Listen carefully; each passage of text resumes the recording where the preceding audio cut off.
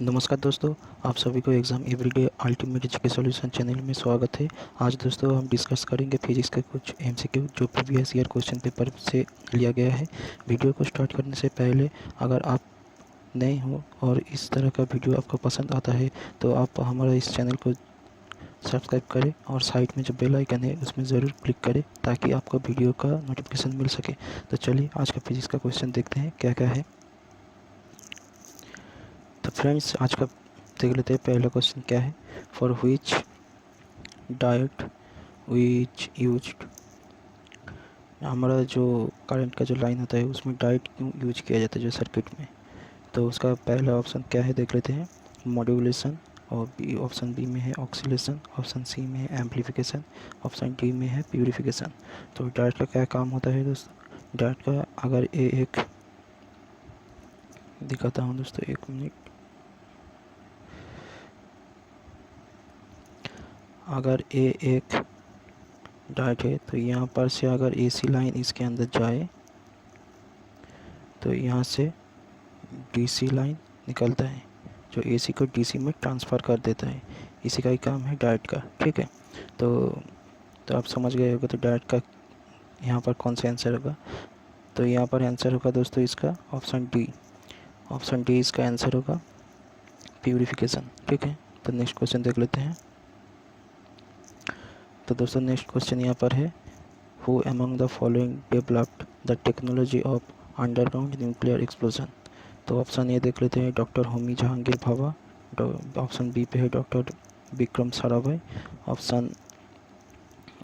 Option C में है राजा रामनाथन और ऑप्शन डी पे है डॉक्टर पी के अयंगार। तो दोस्तों इसका सही आंसर होगा, आप सभी को शायद पता भी है, तो इसका सही आंसर होगा डॉक्टर होमी जहांगीर भाभा, ठीक है। तो नेक्स्ट क्वेश्चन देख लेते हैं। तो क्वेश्चन नंबर 3 में दिया गया है, which among the following types of coal produce most heat per unit. तो इसका ऑप्शन देख लेते हैं, कोल है ऑप्शन ए पे, ऑप्शन बी पे है लिग्नाइट, ऑप्शन सी पे है एंथ्रासाइट, ऑप्शन डी पे है पीट। तो दोस्तों इसका आंसर होगा, आप सभी को पता है, ऑप्शन सी एंथ्रासाइट। आपको बताना पड़ेगा जो ये एंथ्रासाइट है, कमेंट करके नीचे ज़रूर बताना एंथ्रासाइट है। इसमें कोल का कार्बन का परसेंटेज कितना रहता है, ठीक है। कार्बन का कितना परसेंटेज रहता है ये आपको बताना पड़ेगा। तो दोस्तों देख लेते हैं नेक्स्ट क्वेश्चन क्या है। नेक्स्ट क्वेश्चन है, which among the following waves is used for communication bye artificial satellite. जो आर्टिफिशियल सैटेलाइट यानी उपग्रह है पृथ्वी के ऊपर, तो उसके साथ जो पृथ्वी से अगर हम कोई बात करना है तो कैसे हम लोग बात करें, उसके साथ कम्युनिकेशन कैसे करें। तो कम्युनिकेशन के लिए यहाँ पर कौन सी वेव यूज किया जाता है। तो ऑप्शन ए पे है माइक्रोवेव, ऑप्शन बी पे है रेडियो वेव, ऑप्शन सी पे है एएम और ऑप्शन डी पे है फ्रीक्वेंसी ऑफ 101 सीरीज। तो दोस्तों यहाँ पर ऑप्शन आपका सही आंसर होगा ऑप्शन ए, माइक्रोवेव का यहाँ पर यूज होता है, ठीक है। तो नेक्स्ट क्वेश्चन देख लेते हैं, what is found in frequency modulation. Frequency modulation में क्या पाए जाते हैं। तो ऑप्शन ए पे है आपका फिक्स्ड फ्रीक्वेंसी, ऑप्शन बी पे है आपका फिक्स्ड डायमेंशन, ऑप्शन सी है change in frequency and dimension, option D है चेंज इन डायमेंशन ओनली। तो इसका आंसर होगा दोस्तों का ऑप्शन ए। ऑप्शन ए इसका आंसर होगा। तो नेक्स्ट क्वेश्चन देख लेते हैं। क्वेश्चन नंबर 6 में दिया गया है, when the speed of car is doubled then what will be the braking force of the car to stop it in the same distance. तो जिसको यहाँ पर पहले जो बताया दिया गया है, अगर कोई कार का स्पीड दुगनी किया जाए तो उसका ब्रेकिंग फोर्स क्या होगा, वो कितने टाइम बाद वो रुकेगा, ठीक है। तो यहाँ पर ऑप्शन देख लेते हैं। ऑप्शन है आपका, ऑप्शन ए पे है 4 टाइम्स, ऑप्शन बी पे है 2 टाइम्स, ऑप्शन सी पे है हाफ, ऑप्शन डी पे है 1/4। तो दोस्तों यहाँ पर सही आंसर होगा आपका ऑप्शन ए 4 टाइम्स। तो क्वेश्चन नंबर 7 देख लेते हैं। तो क्वेश्चन नंबर 7 पे है, the dimension of which of the following is the same as that of impulse. तो इसका ऑप्शन देख लेते हैं। वॉल्यूम है ऑप्शन ए पे, ऑप्शन बी पे है मोमेंटम, ऑप्शन सी पे है टॉर्क, ऑप्शन डी पे है change in the rate of momentum. तो इसका आंसर होगा दोस्तों आपका मोमेंटम, ऑप्शन नंबर बी।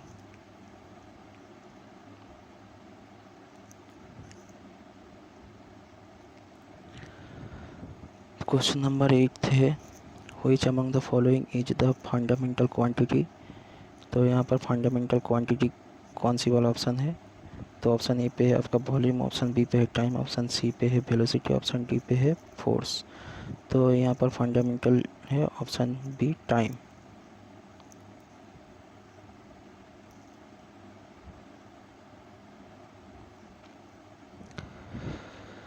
हाँ, तो नेक्स्ट क्वेश्चन देख लेते हैं। नेक्स्ट क्वेश्चन है, if the diameter of a capillary is doubled then the rise of water in it will B.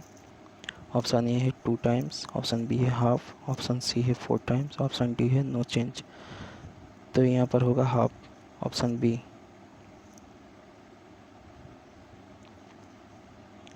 Next question देख लेते हैं। Question number 10, why the needle of iron swims on water surface when it is kept gently. अगर कोई सुई है छोटा सा, उसको अगर वाटर सरफेस के ऊपर रखा जाए तो वो तैरता रहता है। धीरे से अगर रखे तो वो तैरेगा। तो ये क्यों होता है। तो ऑप्शन ए है यहाँ पर, it will remain under the water when it will displace more water than its weight. फिर एक सेकेंड,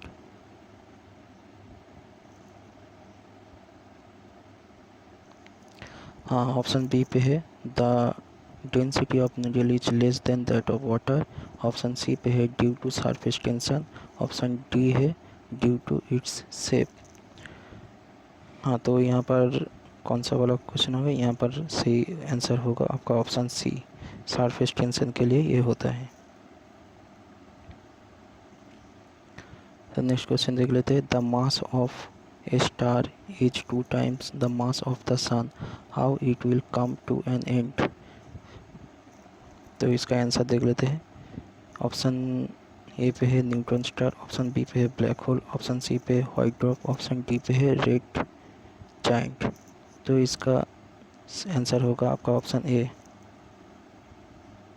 न्यूट्रॉन स्टार में वो बदल जाता है।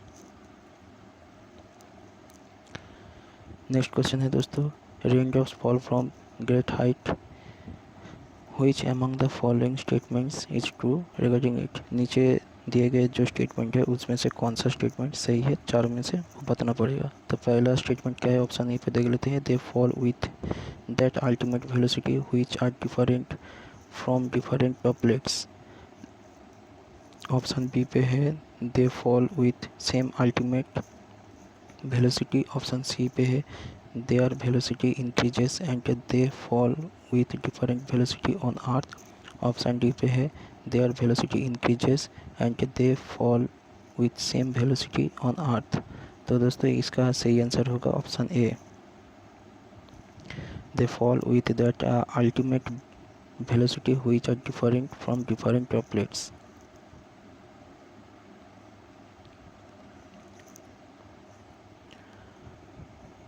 तो क्वेश्चन नंबर 13 देख लेते हैं, क्या बोला गया है इसमें। On which of the following techniques photostat machine work.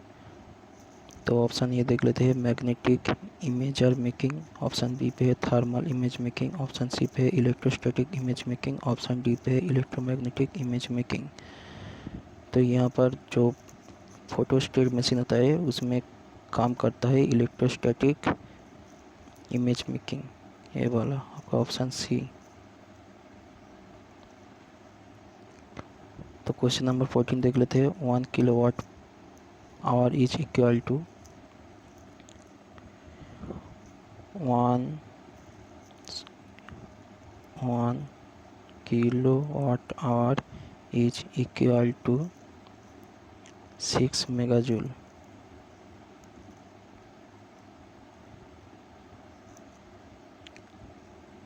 तो इसका सही आंसर होगा आपका option A, 6 megajoule. Next question देख लेते हैं। 15 वाट इज 15 देख लेते हैं 15 नंबर क्वेश्चन को। What is the minimum escape velocity of rocket to be launched into space. तो अगर कोई रॉकेट है उसको स्पेस में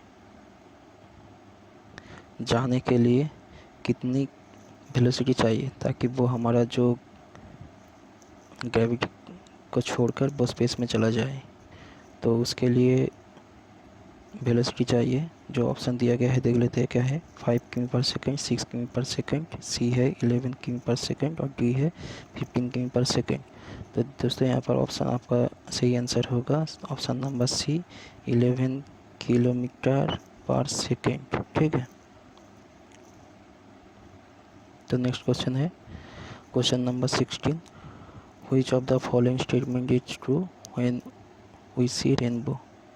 जब हम रेनबो यानी रामधनुष देखते हैं तो इंद्रधनुष के वहाँ पर क्या होता है, तो कौन सा स्टेटमेंट सही है वो बताना पड़ेगा। तो ऑप्शन ए पे क्या स्टेटमेंट ये देख लेते हैं। We face sun and rain drops.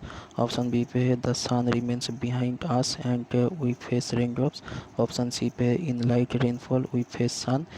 The option D पे the sky remains clear and the sun is at lower position in the sky.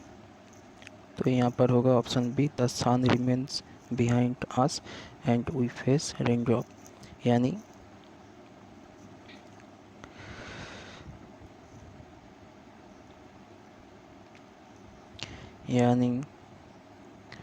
अगर यहाँ पर सन है और यहाँ से अगर बारिश पर गिरे और हम अगर यहाँ पर से इस दिशा में अगर हम देखें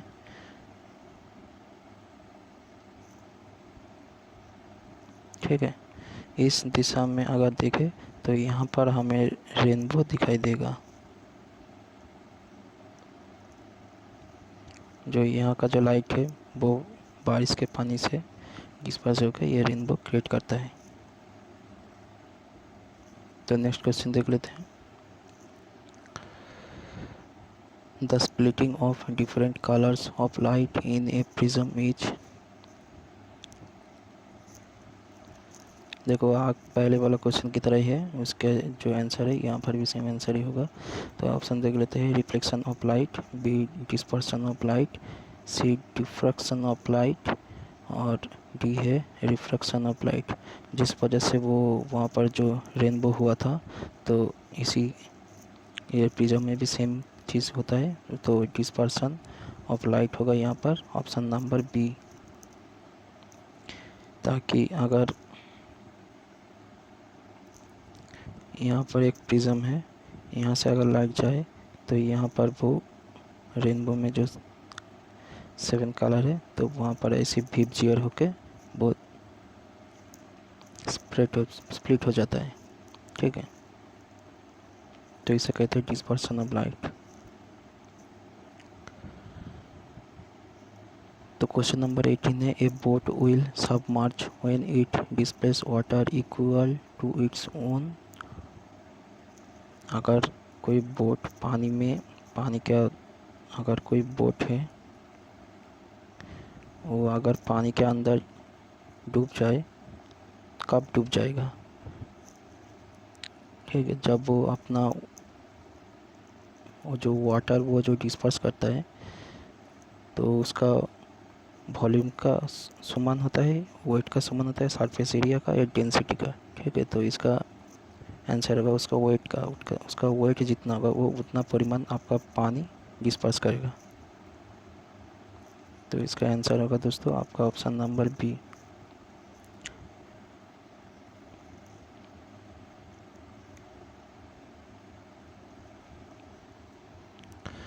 question number 19। Two waves each of amplitude 5 millimeter and frequency 10 Hz are traveling in the opposite direction with a speed of 20 millimeter per 20 millimeter second. The distance in millimeter between adjacent nodes is। तो दोस्तों यहाँ पर option दिया गया है इस question का। Option number A है 0, ऑप्शन नंबर बी है 2, ऑप्शन नंबर सी है 5, ऑप्शन नंबर डी है 1।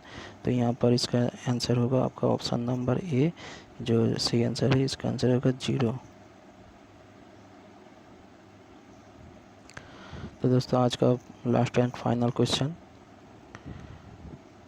The snow on the mountain does not melt all at once when it is heated by the sun because जो mountain के ऊपर जो snow पड़ा रहता है तो वहाँ पर तो सूरज का जो रोशनी, सूरज का किरण, जब धूप जब पड़ता है उसके ऊपर, तो वो तो बर्फ़, तो आइस जो होता है तो वो तो मेल्ट हो जाएगा, मगर वो मेल्ट नहीं होता है।